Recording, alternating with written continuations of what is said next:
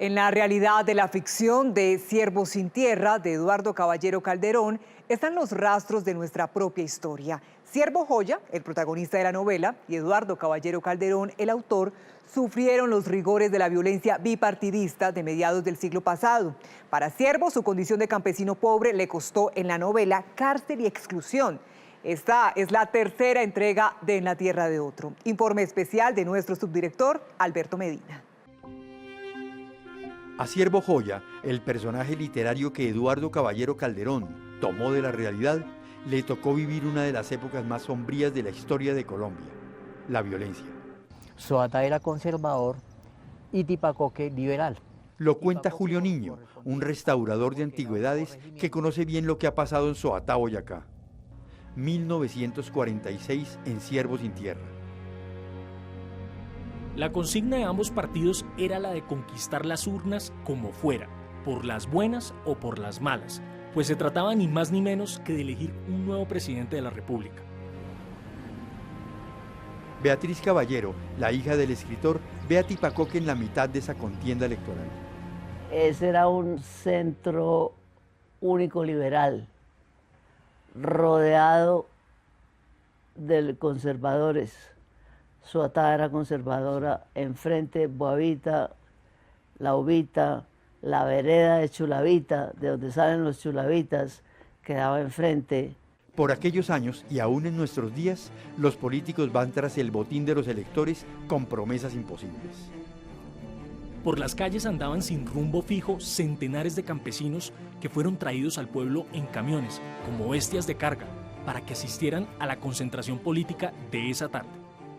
Mientras que están en la política, esos son esos. Así te cagaba uno miau, como te da y lo palmetean. Y aunque suben ya no se acuerdan de uno. Para eso únicamente no lo ven a uno por más. Para que le suba al curubo. Y por eso es que estamos como estamos. Por decir algo, aquí en nuestra vereda, aquí en la vereda de Los Molinos, no hay ningún auxilio. Allá donde yo vivo, todo ese cuarto, no hay ni carretera. Sí manejamos lo que es alimentación tradicional.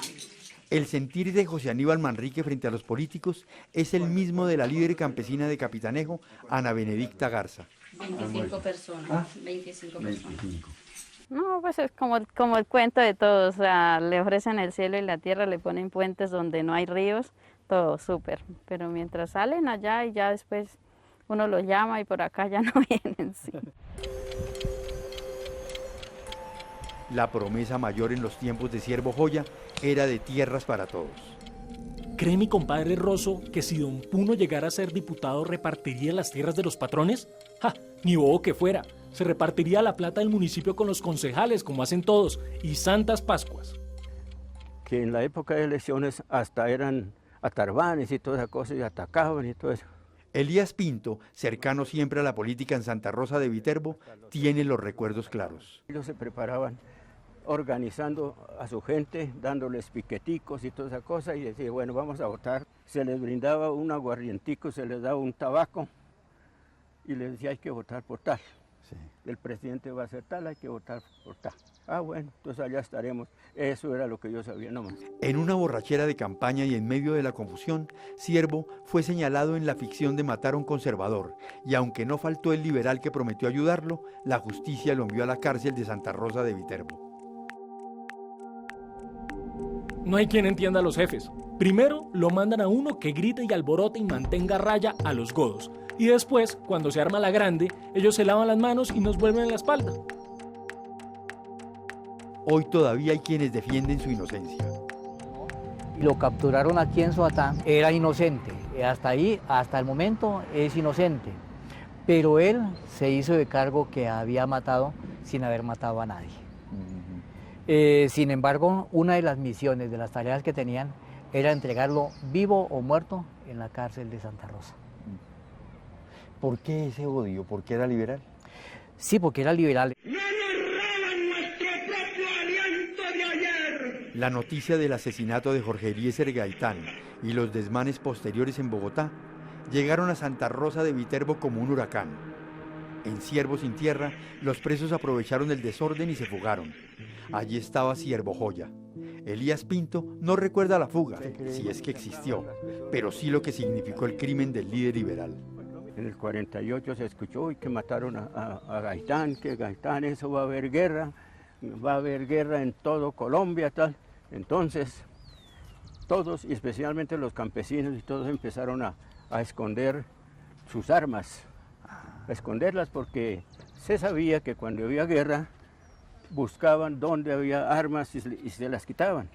Y además se quitaban los animales, los emovientes, todo eso para utilizarlas. El asesinato sacudió al país entero y en esa región del norte de Boyacá impactó con violencia. A raíz de la muerte de Jorge Eliezer Gaitán el 9 de abril, se desató una persecución terrible hacia los liberales, ¿sí? Pero Tipacoque tuvo la fortuna que todos los aparceros eran liberales. Entonces ellos protegían a sus amos también. La hacienda Tipacoque se convirtió en sitio de refugio de liberales perseguidos. Tipacoque era como el bastión liberal a donde llegaban los de Capitanejo, que eran los otros liberales.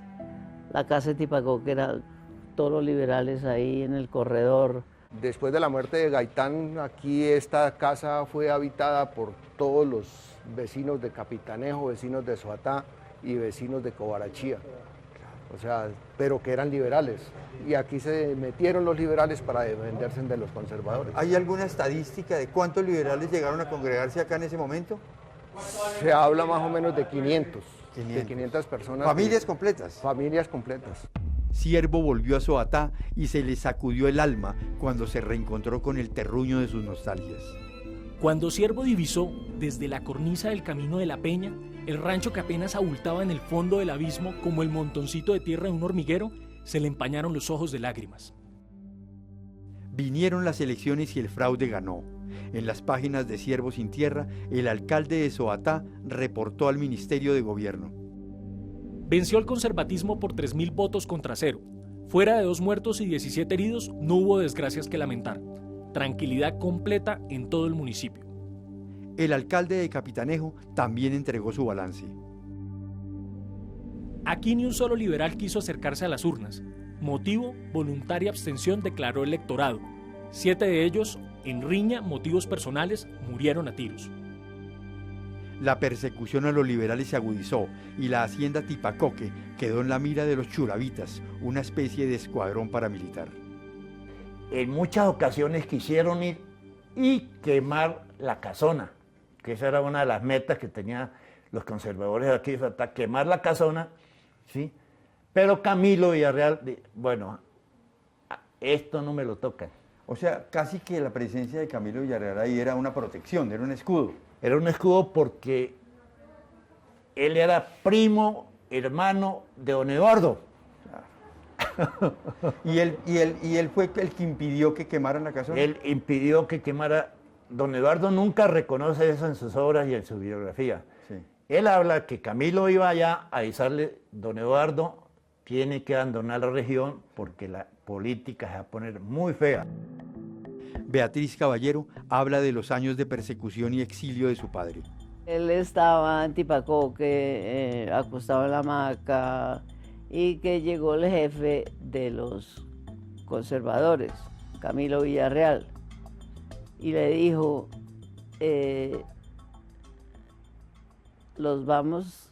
váyase porque los vamos a quemar a Tipacoque.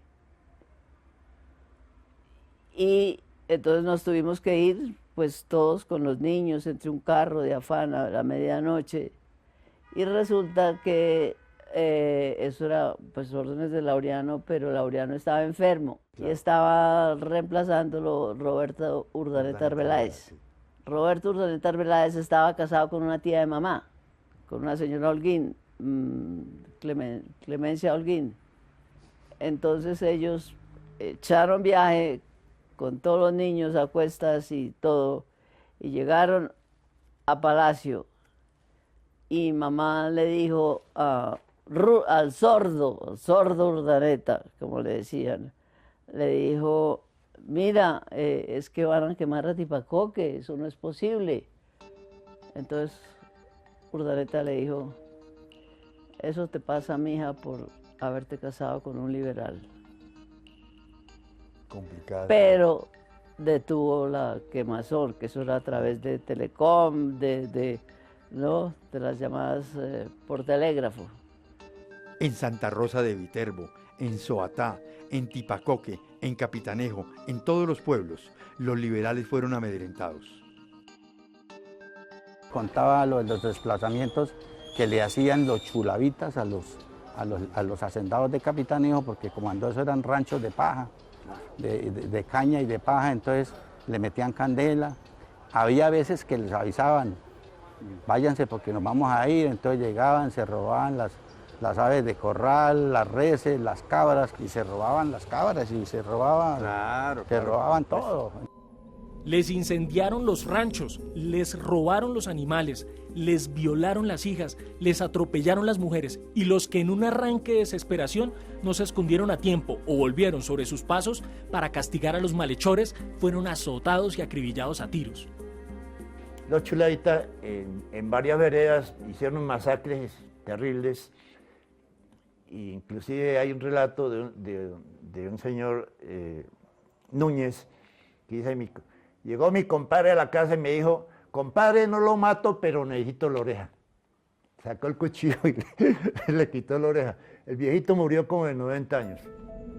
Los patrones se pueden ir cuando quieran, mano siervo, y nosotros los pobres nos tenemos que quedar siempre aguantando los dolorosos. Había unos sectores para el norte, los norteños han sido casi de origen conservador, pero eran muy sectarios. Había veredas donde tenían límites y el que pasara de ahí, según lo que contaban, lo pasaban también. Y entonces en una vereda que le llaman, aquí estuvo un sector que llamaban los chulavitas, tremendos, ¿sí? A sangre fría tostaban al que no le gustara. ¿Y eran liberales, tostaban liberales? No, los chulavitas eran conservadores. Sí, pero mataban liberales. Sí, mataban, y viceversa. Entonces, por lo tanto, no se podían encontrar contrarios en política porque seguramente alguno era muerto. Mientras los liberales huían de la violencia, Siervo se aferraba a la tierra como su única esperanza. Se negaba a partir a pesar de todo. Yo no dejo mi tierra, le escucharon decir. Pero al final fue forzado al exilio. Y tan pronto pudo, tomó el camino de vuelta, porque nunca dejó de soñar con el pedacito de tierra que alcanzó a ser suyo en papeles, pero jamás lo pisó como propio, porque la muerte le llegó primero.